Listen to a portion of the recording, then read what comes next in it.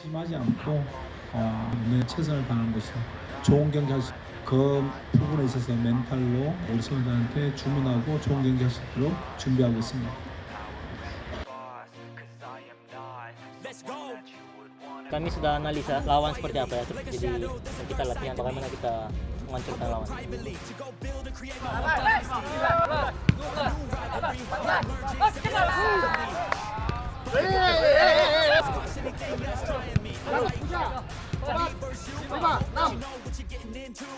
Naturalisasi yang ada di sepak bola harus menjadi bagian solusi untuk tim nasional. Diperkuat pemain naturalisasi, spek monster, skuad Garuda bikin lawan gigit jari. 내일은 일단 어린 선수 노테이션은 없다고 보면 돼요. 우리 일단 홈에서 골을 넣을 수 있게끔 준비할 것이다 보시면 됩니다. Melihat ngerinya pertahanan timnas Indonesia dengan pemain naturalisasi yang bikin lawan ketar-ketir. Seperti diketahui, timnas Indonesia di era kepelatihan Sinteyong mengalami banyak perubahan besar. Salah satu perubahan yang paling membuahkan hasil adalah skema naturalisasi pemain. Berbeda dengan di era-era sebelumnya, di mana PSSI lebih banyak menaturalisasi pemain asing di Liga 1. Sementara pada era Sinteyong, pemain yang dinaturalisasi adalah pemain keturunan yang bermain di kancah sepak bola Eropa. Selain itu, pemain-pemain yang dinaturalisasi juga harus sesuai kebutuhan taktik oleh Sinteyong. Sejauh ini, timnas Indonesia lebih banyak melakukan naturalisasi pada pemain belakang.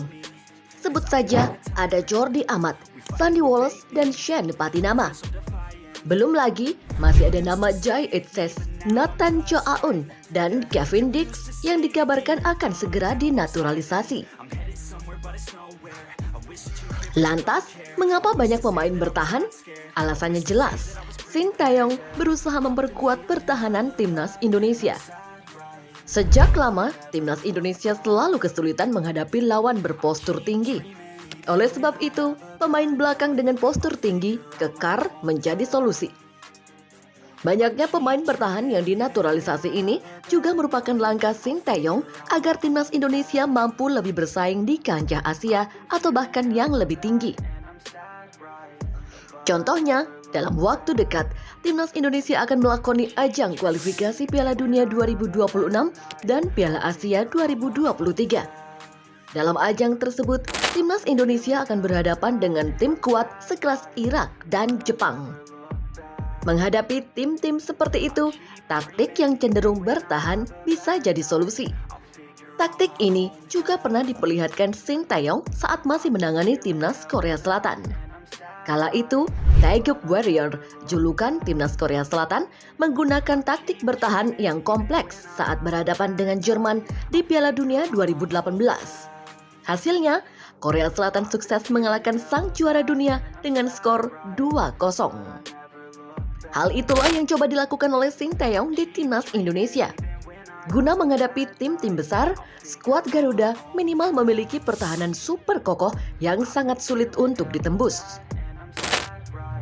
Dengan banyaknya pemain naturalisasi di posisi bertahan, formasi 3 bek andalan Sinteyong di timnas Indonesia dapat kembali digunakan dengan kombinasi Elkan Baggett, Jordi Amat, dan Kevin Dix. Di posisi fullback dapat diisi oleh Nathan Cho Aun dan Sandy Wallace. Lalu, gelandang bertahan diisi oleh Jai Itses dan Shane Patinama. Formasi 4-4-2 juga dapat digunakan oleh Sinteyong untuk timnas Indonesia. Akan tetapi, yang menjadi pemain sayap bukanlah seorang yang bertipikal full menyerang, melainkan pemain yang memiliki kemampuan bertahan dan melakukan pressing. Untuk itu, Sandy Wallace dan Shane Patinama dapat diletakkan di posisi sayap. Di posisi bek kanan dan bek kiri, ada pemain naturalisasi yang lain ataupun pemain lokal seperti Pratama Arhan dan Asnawi Mangkualam yang bisa mengisi. Arhan dan Asnawi merupakan pemain yang selalu diandalkan oleh Sinteyong. Kedua pemain tersebut telah berkancah ke luar negeri. Dengan bekal dan pengalaman serta didikan dari Shin Tae-yong membuat mereka sukses menembus skuad utama di klub masing-masing. Asnawi sendiri bermain di klub K-League, yakni Jeonnam Dragons. Penampilannya sukses mencuri perhatian banyak pihak. Kemampuan dribbling dan defensif yang kuat tak ayal menjadikannya sebagai pilihan utama di klub tersebut. Begitu pula dengan Arhan.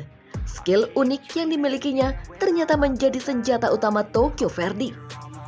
Pada beberapa kesempatan, lemparan ke dalamnya sukses memporak-porandakan pertahanan lawan. Bahkan, skill itu berhasil memberikan banyak assist kepada pemain lini depan Tokyo Verdy. Itulah ngerinya pertahanan timnas Indonesia dengan pemain naturalisasi. Dengan hal itu, tentu semua lawan timnas Indonesia akan ketar-ketir. Hal tersebut ternyata berhasil membuat timnas Irak tak akan meremehkan timnas Indonesia di pertandingan pertama grup F putaran kedua dalam kualifikasi Piala Dunia 2026 zona Asia. Tim berjuluk Singa Mesopotamia pantang melakukan eksperimen dengan menurunkan pemain pelapis. Laga Irak versus timnas Indonesia dijadwalkan bakal digelar di Stadion Internasional Basra, Kamis 16 November 2023. Laga nanti diprediksi berjalan dengan ketat karena kedua tim mengincar kemenangan demi menjaga peluang lolos ke babak selanjutnya.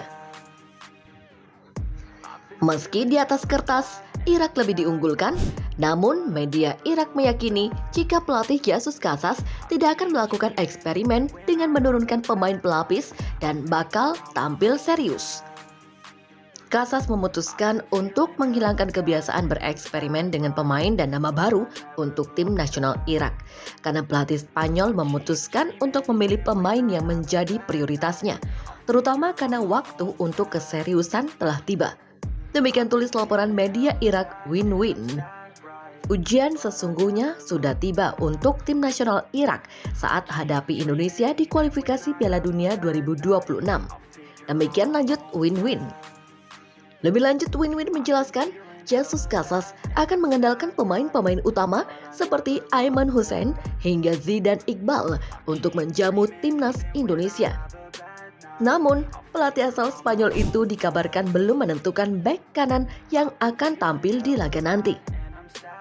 Casas akan banyak mengandalkan pilar utama timnas Irak, seperti Aiman Hussein, Ali Al-Hamadi, Zidane Iqbal, dan pemain lainnya. Pertahanan timnas Indonesia semakin menyeramkan dengan pemain naturalisasi yang membingungkan lawan.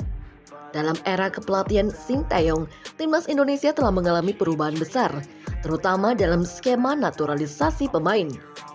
Berbeda dengan pendekatan sebelumnya, sekarang timnas Indonesia lebih fokus pada pemain keturunan yang bermain di Eropa. Pemain-pemain naturalisasi, terutama di posisi belakang, seperti Jordi Amat, Shane Walsh, Shen Patinama, Jai Itses, Nathan Choaun, dan Gavin Dix telah diperkenalkan. Shin Tae-yong bertujuan memperkuat pertahanan timnas Indonesia yang selama ini kesulitan menghadapi tim berpostur tinggi.